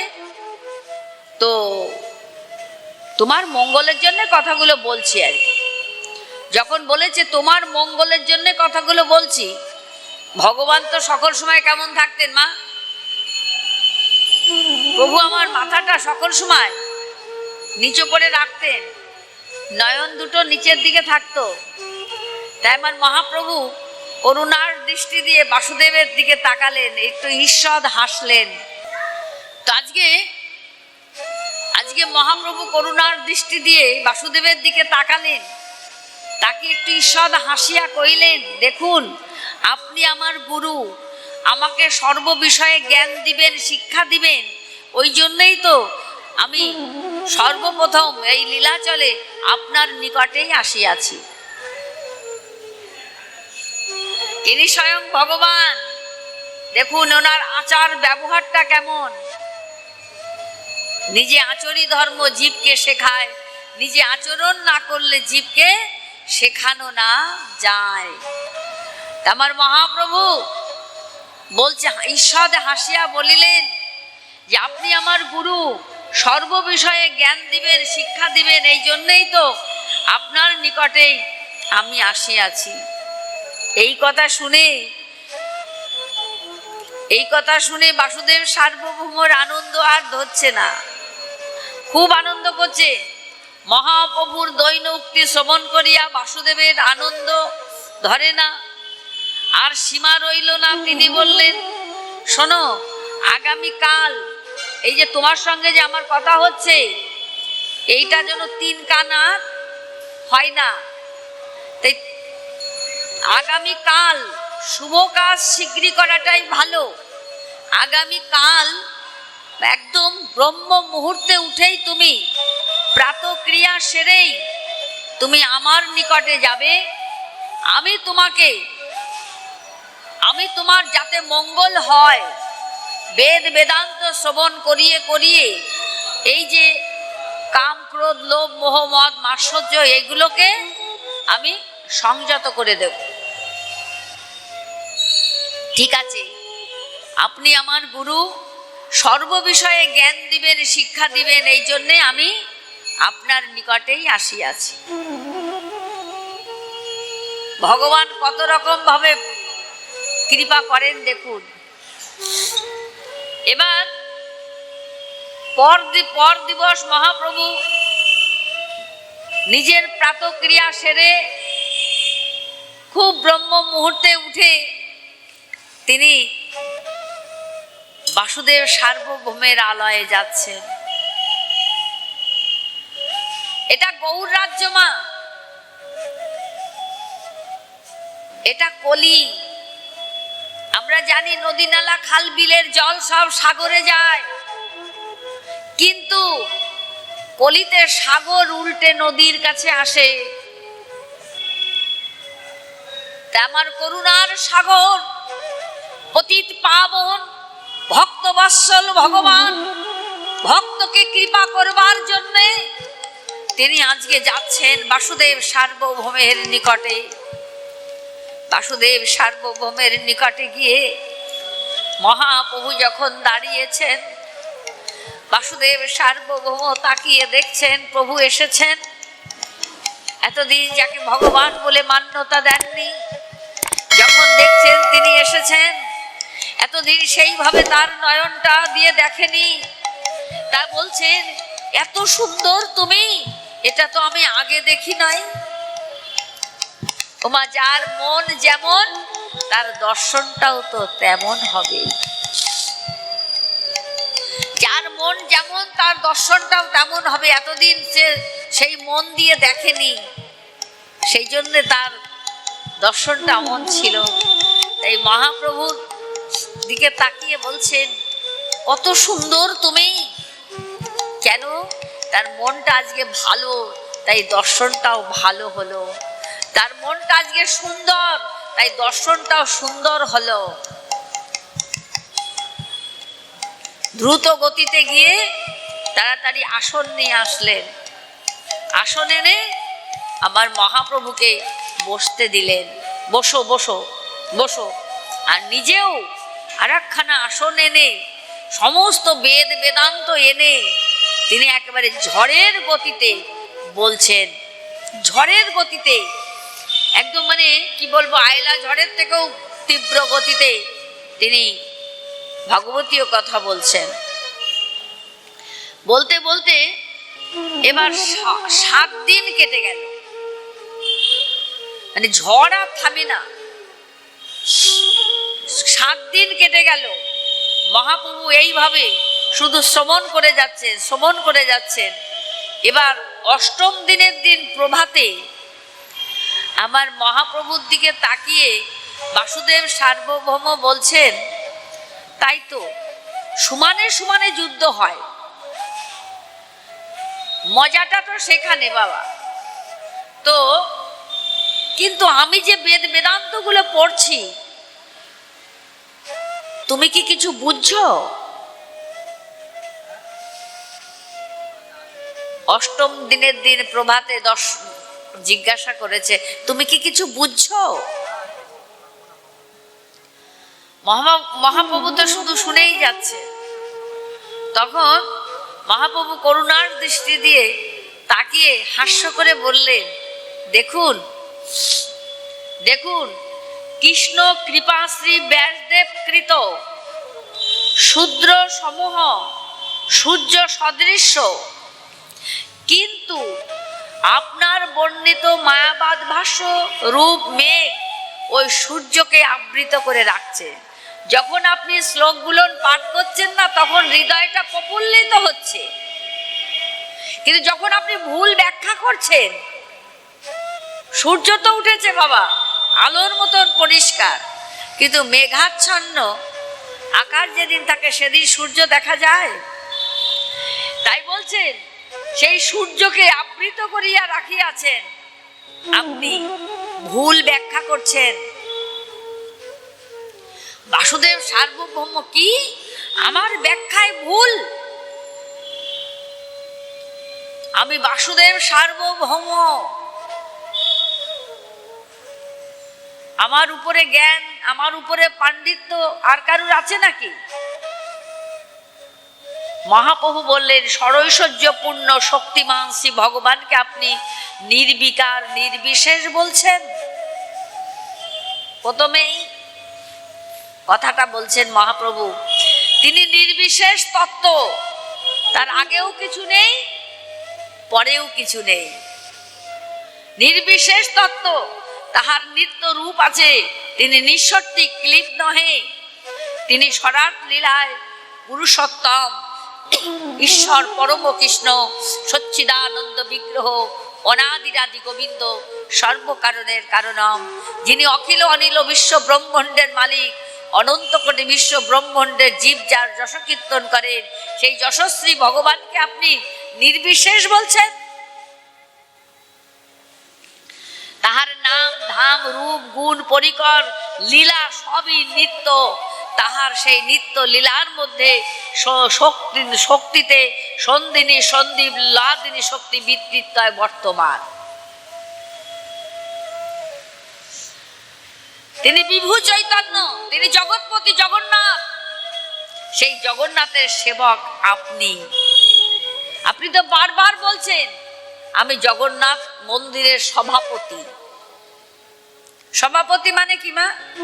সেবক তো, চাকর তো।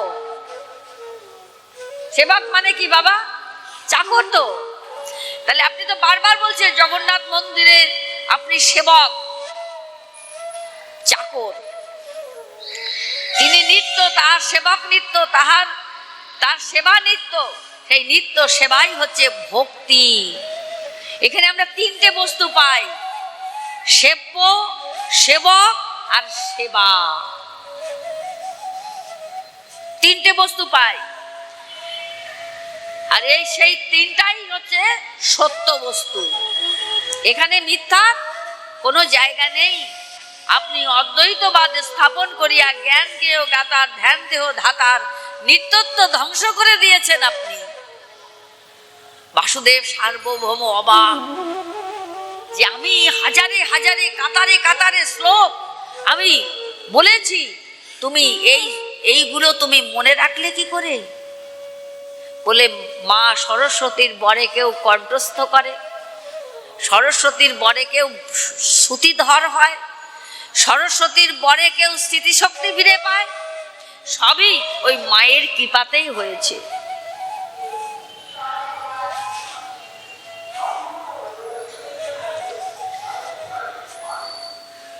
প্রকৃত প্রস্তাবে নাস্তিকবাদ স্থাপন করিয়া এই সবই জানেন আপনার কোনো দোষ নেই। আবার মহাপ্রভু বলছেন আপনার কোনো অপরাধ নেই, আপনার কোনো দোষ নেই। এগুলো কেন হয় জানেন? ওসব মায়ার খেলা। তাই মায়াটা কার? বলছে দৈবী হিসা গুণময়ী মম মায়া দূরত্বয়া মা মে বাজে প্রবর্ধন্তে মায়া মে তং তরন্তিতে।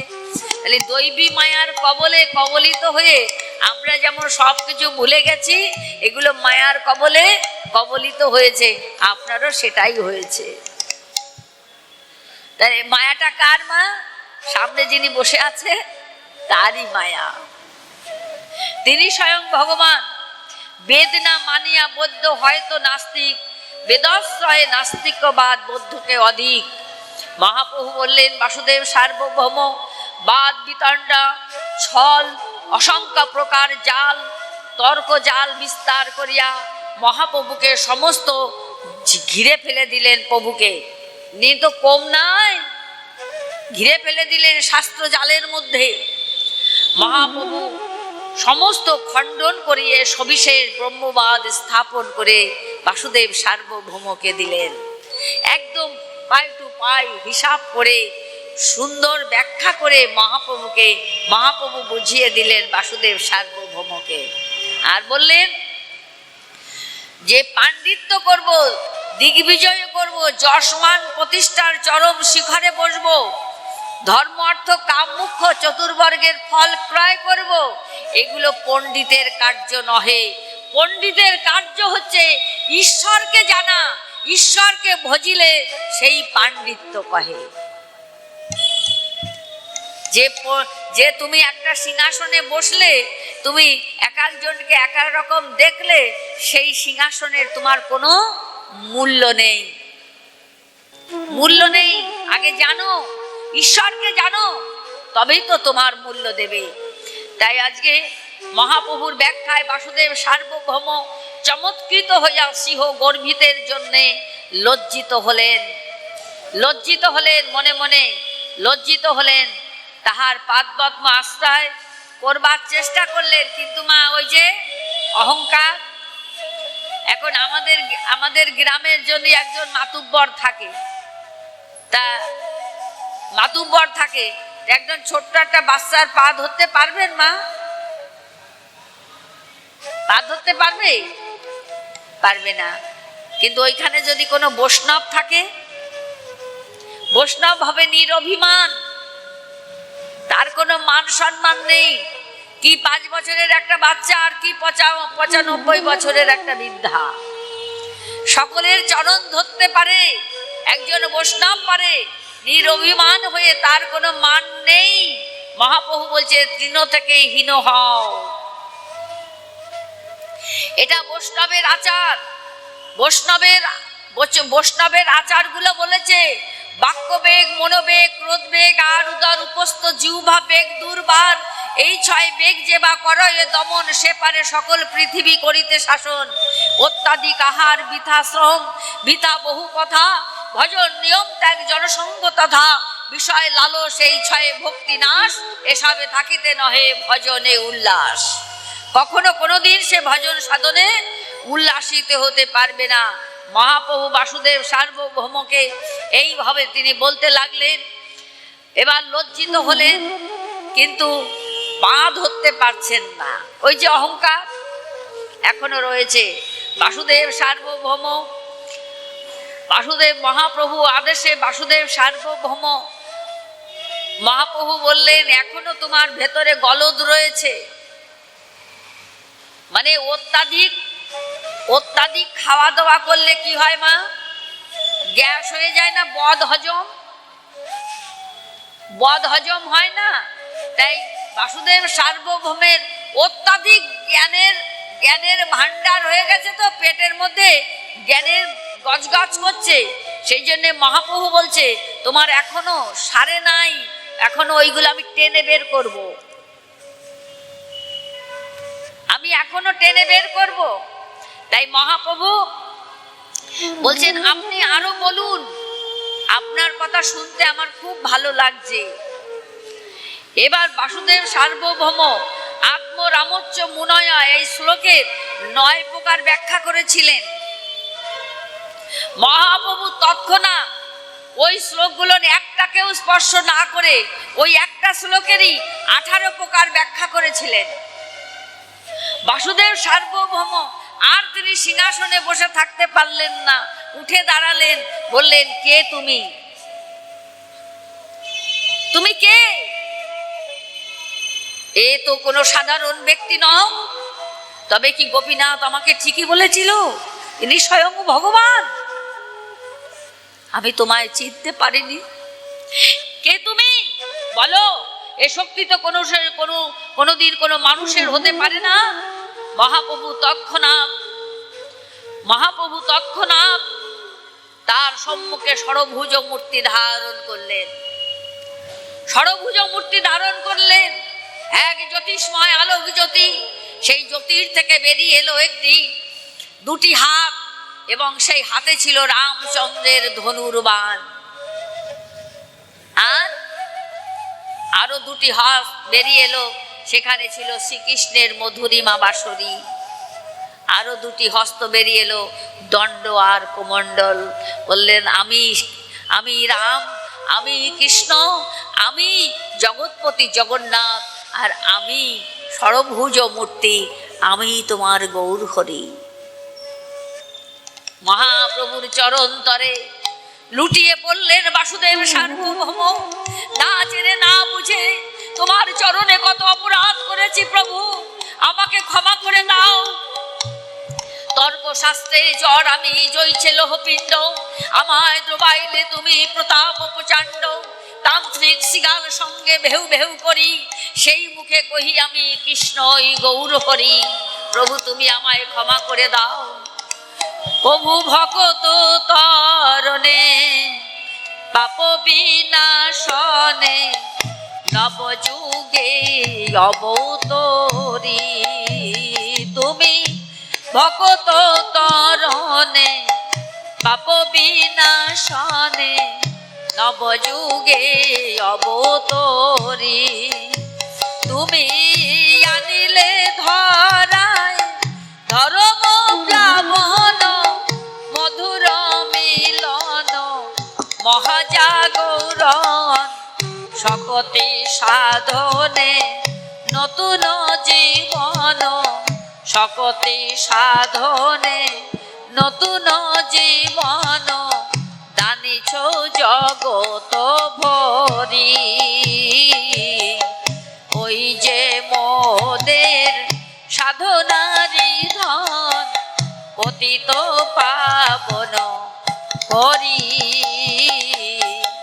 ওই যে মোদের সাধনারি ধন, পতিত পাবন হরি। ওই যে মোদের সাধনারি ধন, পতিত পাবন হরি। মহাপ্রভুর চরণে লুটিয়ে পড়লেন। কোন আরাধনায় তোমায় পাওয়া যায় জানি না, আমাকে গোপীনাথ বারবার করে নিষেধ করেছিল, কিন্তু আমি কোনো গোপীনাথের কথা আমি শুনি নাই। তাই আজকে তুমি আমাকে ক্ষমা করে দাও। প্রণামপূর্বক শত শত শ্লোকে মহাপ্রভুর শ্রীচরণ তরে তিনি স্তুতি পাঠ করেছিলেন আর বলেছিলেন, প্রভু কিবা আরাধনে কি চারো সাধনে আপনি নামিয়ায় আসিলে, আমি ভাবিনি কো মনে বুঝিনি কো ধ্যানে, প্রভু এত কেন ভালোবাসিলে, চাহিনি তোমারে কবু প্রাণ ভরে, ভাসিনি কো নয়ন সলিলে, তবু কেন দেখা দিলে, কেন কোলে নিলে প্রভু, এত স্নেহে প্রেমে ধরা ভরিলে, আমার শত শত জনমের পাতকেরও বোঝা হাসি মুখে শিরে বহিলে, যারা রেখেছিলে আমায় চারিদিকে ঘিরে, কত কামনা বাসনার নাক পাশে বেঁধে, তুমি তাদের কি চলে চলিয়ে প্রভু, আজ মরে যে উদ্ধার করিলে, প্রভু এত কেন ভালোবাসিলে। তুমি করুণাময়, করুণার সাগর, তুমি ভক্তবৎসল ভগবান, আমি এত অপমান করা সত্ত্বেও তুমি আমাকে কৃপা করলে প্রভু।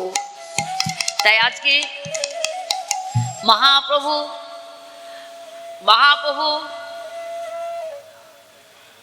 চরণে কেঁদে কেঁদে বলছেন, তর্ক শাস্ত্রে জ্বর আমি জইছে লোহপিণ্ড, আমার দ্রবাইলে তুমি প্রতাপ প্রচণ্ড, তান্ত্রিক শিগাল সঙ্গে ভেউ ভেউ করি, সেই মুখে কহি আমি কৃষ্ণই গৌর হরি। আমি এতদিন ভুল বুঝেছিলাম তোমায় প্রভু, এখন আমি বুঝতে পেরেছি তুমি পরম ব্রহ্ম ভগবান, তুমি ঈশ্বর। তাই বাসুদেব সার্বভৌমকে উদ্ধার করেছিলেন এবং বাসুদেব সার্বভৌম মনে মনে চিন্তা করেছিলেন যে আমি যা অপরাধ করেছি সেই অপরাধের কোনো ক্ষমা হয় না।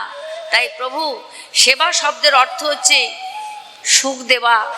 তাই যে সুখের জন্যে তুমি বৃন্দাবন ছেড়ে গেলে মথুরায়, মথুরার থেকে গেলে তুমি দ্বারকায়, দ্বারকার থেকে তুমি এলে সিধাম নবদ্বীপে, নবদ্বীপ থেকে এলে তুমি লীলাচলে। তাই প্রভু তুমি সেই মাধুর্য প্রেমের রস আস্বাদনের জন্যে তুমি শুধু ঘুরে বেড়ালে, আর এই আমার মতন একটি জড় পদার্থের সঙ্গে দেখা হলো, লৌহ কপাট, অর্থাৎ আমি তোমাকে সুখ দিতে পারিনি। এই লীলাচলের আসার থেকে আমি শুধু তোমাকে কষ্ট দিয়ে চলেছি প্রভু। তাই তুমি এখানে আর থেকো না, তুমি এখানে আর থেকো না প্রভু, আমার মতন জড়তার সঙ্গে তুমি থেকো না প্রভু। আমি জ্ঞান নিম্ন ফল চুষেছি, তুমি তো অমৃত মুকুল পাবার আশায় ছুটছ। তাই আমি তোমাকে একটি ভক্তের সন্ধান বলে দেব, সেইখানে যদি তুমি যেতে পারো তাহলে সেইখানে তুমি আনন্দ রস আস্বাদন করতে পারবে। তুমি যে রসের রসিক ভক্ত, সেই ভক্তের সন্ধান আমি বলে দিতে পারি, কিন্তু সেই রসের রসিক ভক্ত আমি নই। তাই তুমি সেখানে চলে যাও প্রভু। মহাপ্রভু মনে মনে ভাবলেন, বাসুদেব আমি চলে যাব ঠিকই, কিন্তু তোমার ওই রোগটা যদি আবার, অহংকারের রোগটা, পাণ্ডিত্যের রোগটা যদি আবার ফিরে আসে, সেই জন্যে মহাপ্রভু আরও কিছুদিন থেকে গেলেন যে আরেকটু কৃপা, আর এক ডোজ ঔষধ বাসুদেবকে দিতে হবে, নাহলে ওর গ্লানি যাবে না। মানে দেখো মা, তোমার কঠিন রোগ হয়েছে, সেই কঠিন রোগটা আবার ফিরে আসতে পারে। তা ডাক্তারবাবু কি করে? ডাক্তারবাবু বলে, এই তুমি আরো কয়েকদিন ওষুধটা খাও, যাতে তোমার ওই রোগটা আবার ঘুরে না আসে। সেই জন্যে বাসুদেব সার্বভৌমকে মহাপ্রভু আর এক ডোজ ঔষধ দেবেন বলে প্রভু আমার আরো কয়েকদিন লীলাচলে থেকে গেলেন। প্রভুর দুটো কাজ ছিল মা, একটা হচ্ছে সন্ধ্যাবেলায় সন্ধ্যারতি দর্শন, আর একটা হচ্ছে ব্রহ্ম মুহূর্তে উঠে মঙ্গল আরতি দর্শন। এই মঙ্গল আরতি আর সন্ধ্যা আরতি মহাপ্রভু সকল সময় জগন্নাথ মন্দিরের সামনে দাঁড়িয়ে থাকতেন। তাই ব্রহ্ম মুহূর্তে যখন মঙ্গল আরতি দর্শন করবার পরে বাসুদেব মহাপ্রভুর হাতে, যিনি প্রধান পাণ্ডা, সেই মহাপ্রভুর হাতে কিছু জগন্নাথের ওই মঙ্গল আরতির যে প্রসাদ, সকালবেলার বাল্যভোগ, সেই বাল্যভোগ মহাপ্রভুর কাছে একটু দিয়েছেন। মহাপ্রভু কি করেছেন? মহাপ্রভুর সম্পত্তি বলতে তো ওই একটা কৌপিন আর ডোর আর একটা বহির্বাস, এছাড়া তো আর কিছু নেই। তাই মহাপ্রভু কি করেছে, ওই বহির্বাসে করে ওই প্রসাদটা নিয়ে একদম সিধা বাসুদেব সার্বভৌমের আলয়ে গিয়ে উপস্থিত হয়েছে। ব্রহ্ম মুহূর্তে তখন কিন্তু মা এখনো সকাল ভালো করে হয়নি। দরজাটা নাড়িয়ে দিয়েছেন, নাড়িয়ে দিয়েছেন, বলছেন কৃষ্ণ কৃষ্ণ বলতে বলতে পণ্ডিতজি সবে বিছনার থেকে উঠছেন, গা গড়া দিচ্ছেন। আমার বাসুদেব সার্বভৌমকে কিন্তু ক্ষেত্র সন্ন্যাসী বলা হতো। কেন? একই জায়গায় তিনি এই ক্ষেত্রে থাকতেন, তার জন্য আমার মহাপ্রভু বলেছিল তুমি ক্ষেত্র সন্ন্যাসী। ক্ষেত্র সন্ন্যাসী আখ্যা দিয়েছিলেন মহাপ্রভু। তাই এবার দরজা খুলেই দেখে প্রভু, বলছে প্রভু তুমি এত ভোরে? হাসিতে হাসিতে মহাপ্রভু কইলেন বাসুদেব আমি তোমার জন্যে জগন্নাথের প্রসাদ এনেছি, নাও বাসু। ভালো করে লক্ষ্য করবেন বাবা, কখন সময়টা? ব্রহ্ম মুহূর্তে, সবে মাত্র কৃষ্ণ কৃষ্ণ বলতে বলতে বিছানা থেকে তিনি উঠছেন। তা এই সময় যদি, এই ঠিক এইরকম সময় যদি আমি যদি আপনাদের একটু প্রসাদ দিই, নেবেন? হ্যাঁ কি না? হ্যাঁ কি না বলুন, নেবেন? নেওয়া যাবে না, তাই না?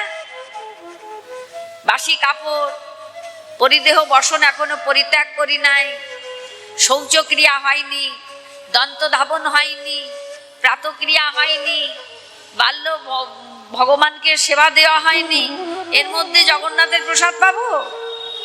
তাই তো অনেক অজুহাত। কিন্তু আবার মহাপ্রভুর কথাগুলো শুনে যান। মহাপ্রভু বলছেন বাসুদেব এটা জগন্নাথের প্রসাদ। প্রসাদ মানে দয়া, প্রসাদ মানে কৃপা, প্রসাদ মানে অনুগ্রহ করা, এটা জগন্নাথের প্রসাদ, নাও বাসু। যখন বলেছে কিন্তু প্রভু কি করে নেব, এতগুলো অজুহাত দেখালেন, মহাপ্রভু তখন বুঝে নিলেন তোমার রোগ সারে নাই, তোমার রোগ এখনো রয়ে গেছে, তোমার রোগ সারে নাই। ওমা আমরা কখন চলে যাব কেউ জানে না, এসেছি যেতে হবে, দাস হয়ে এসেছিলাম সাজিলাম প্রভু, যেতে হবে সে কথাটি ভাবি নাই প্রভু। তাই আমাদের চলে যেতে হবে মা। তাই কখন কে যাবেন কোনো নিশ্চয়তা আছে? তাই মহাপ্রভু বলছেন বাসুদেব প্লেন যখন উপরে উঠে যায়, প্লেন যখন উপরে উঠে যায় নিচের দিকে তাকিয়ে দেখবেন সব ধোঁয়া। ভগবান যখন সামনে এসে যাবে, রাত 2টোর সময় এসেছে কি 3টের সময় এসেছে কি ভোরবেলায় এসেছে কি সকালে এসেছে দুপুরে এসেছে, ভগবান কৈফিয়ত দিয়ে আসবে। কার শৌচক্রিয়া হলো, কে পরিদেহ বসন পরিত্যাগ করলো, কে দন্ত ধাবন করলো না, ভগবান দেখে আসবে। ভগবান যখন আসবেন তখনই তার কৃপা, কোনো কৈফিয়ত চলবে না মা, সঙ্গে সঙ্গে যেতে হবে।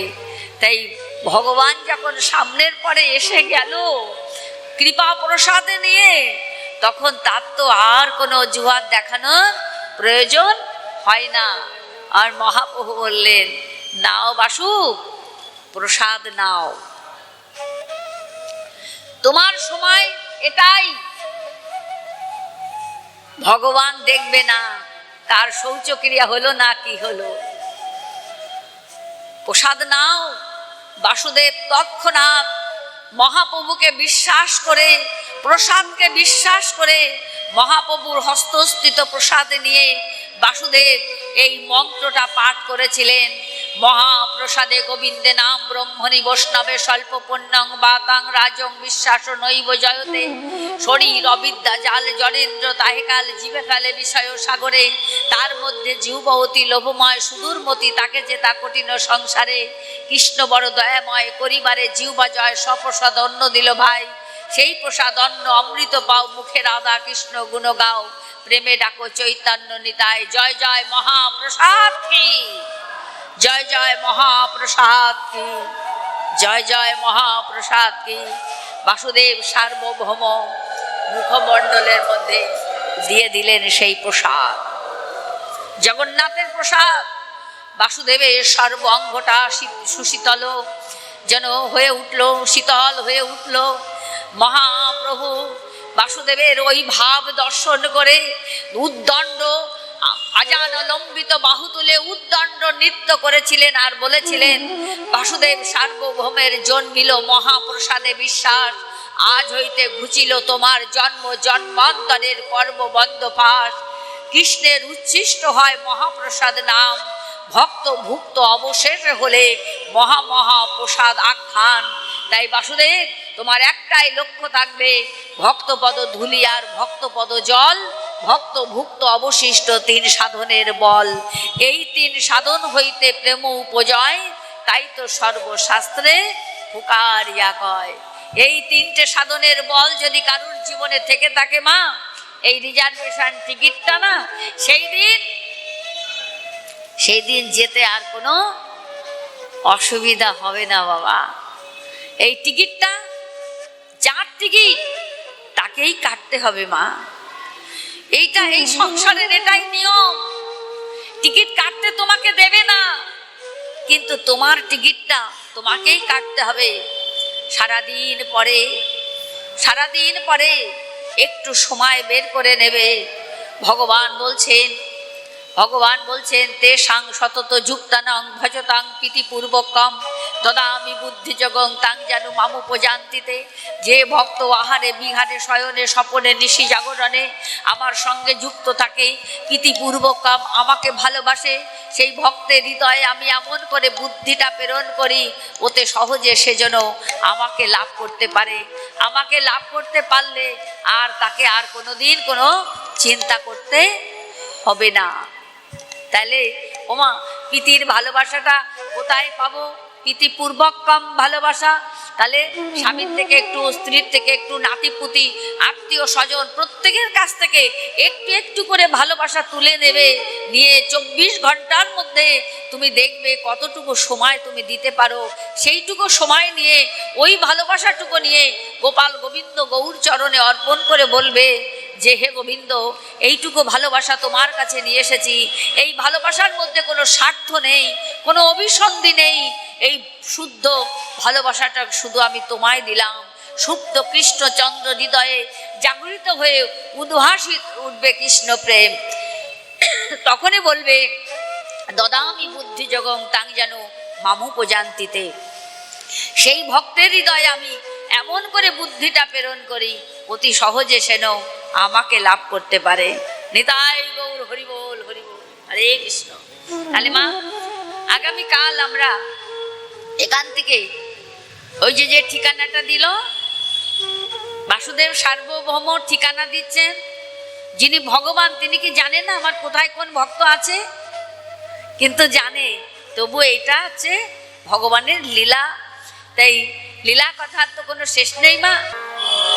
নটবর নাগর নন্দা ভজরে মন গোবিন্দা। নটবর নাগর নন্দা ভজরে মন গোবিন্দা, ভজরে মন গোবিন্দা। তুখি নটবর তুখি নাগর, তুখি নটবর তুখি নাগর, তুখি মুকুন্দা। ভজরে মন গোবিন্দা, ভজরে মন গোবিন্দা, ভজরে মন গোবিন্দা।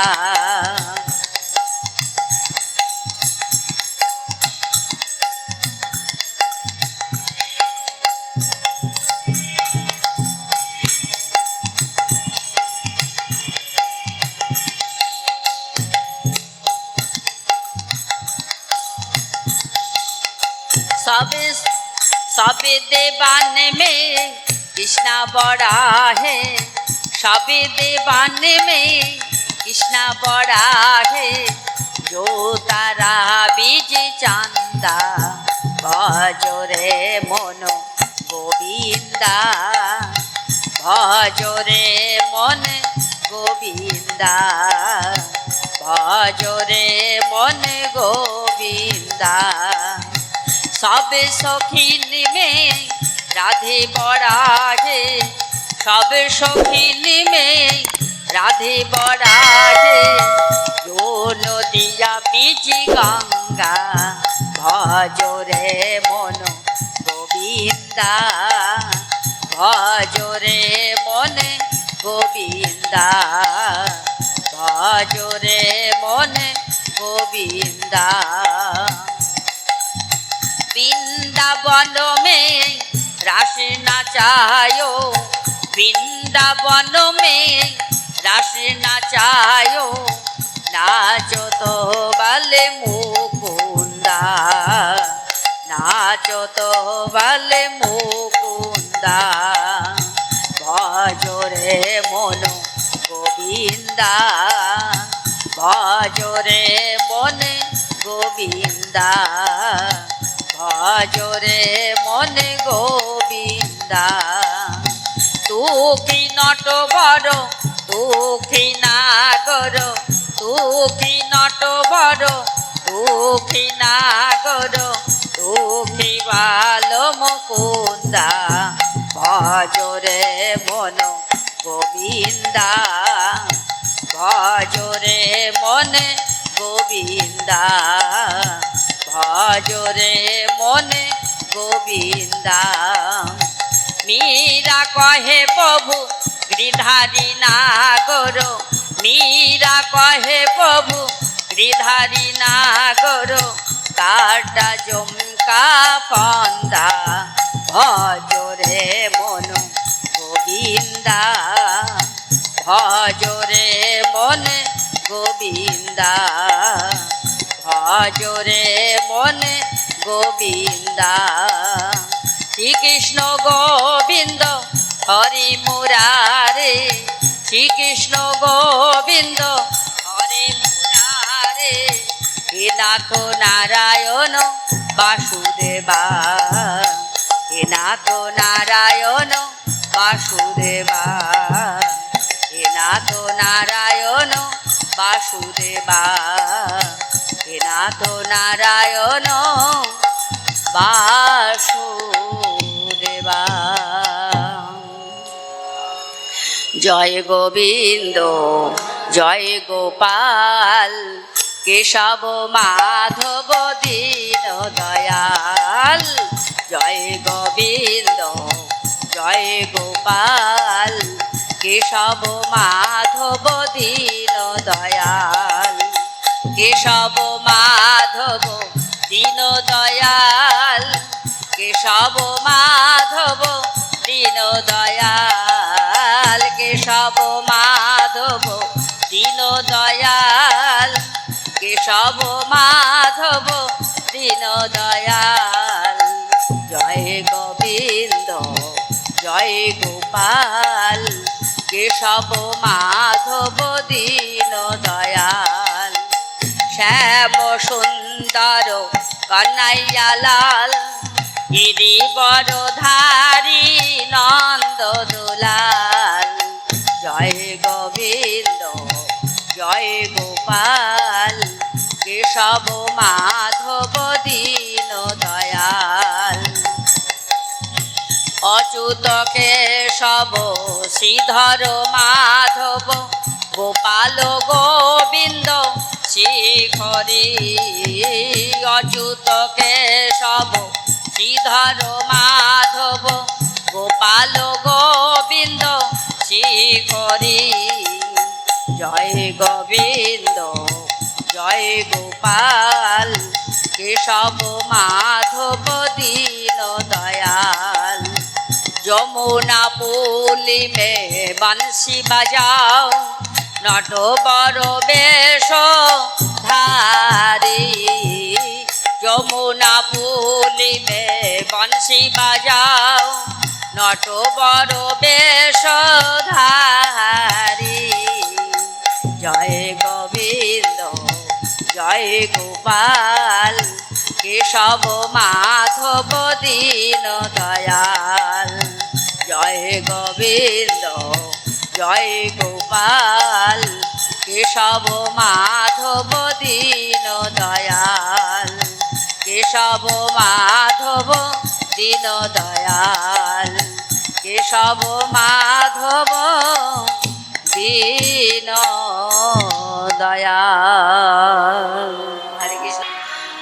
রাধে রাধে জপা করো কৃষ্ণ রামে রসি পিয়া করো রাধে রাধে নাম জপা করো কৃষ্ণ নামে রসি পিয়া করো পিয়া করো পিয়া করো পিয়া করো পিয়া করো পিয়া করো পিয়া করো পিয়া করো পিয়া করো রাধে রাধে জপা করো কৃষ্ণ রামে রসে পিয়া করো রাধা রানী হয় মহারানী ইনকে মহিমা জগ সারা জানি রাধা রানী